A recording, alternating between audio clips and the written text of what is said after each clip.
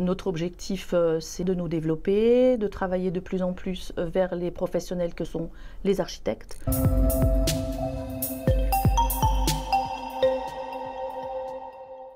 On se promène aujourd'hui à travers la France pour rencontrer nos fabricants et nous sommes aujourd'hui avec vous. Donc Sabine, vous représentez la société Clipso. Est-ce que vous pourriez nous dire quelques mots sur votre société et l'accompagnement aujourd'hui à travers le projet Campus?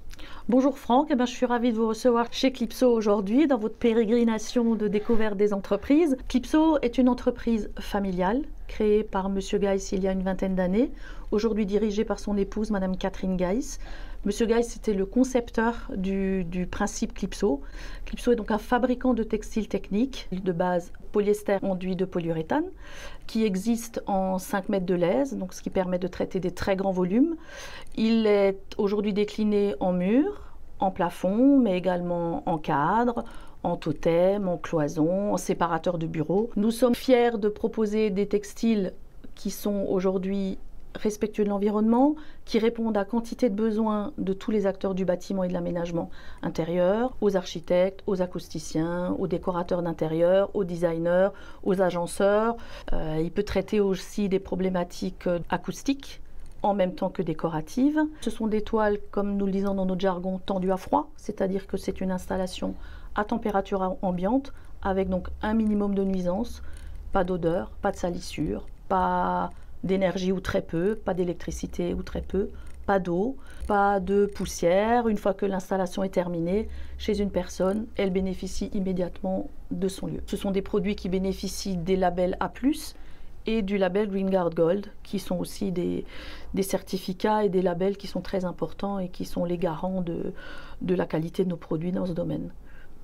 Nos produits peuvent aussi être imprimés, donc nous maîtrisons la conception, l'impression numérique, la fabrication et nous fournissons à nos installateurs une prestation complète d'accompagnement aussi dans tous leurs projets.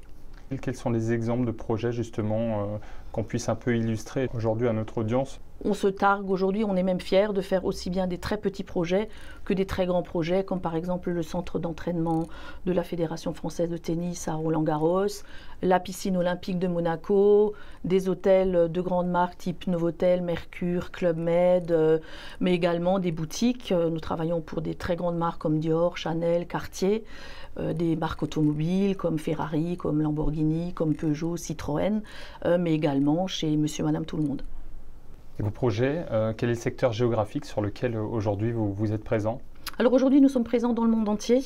Notre activité est axée à 65% sur l'exportation, avec des cibles Moyen-Orient, Inde, États-Unis, Europe bien sûr.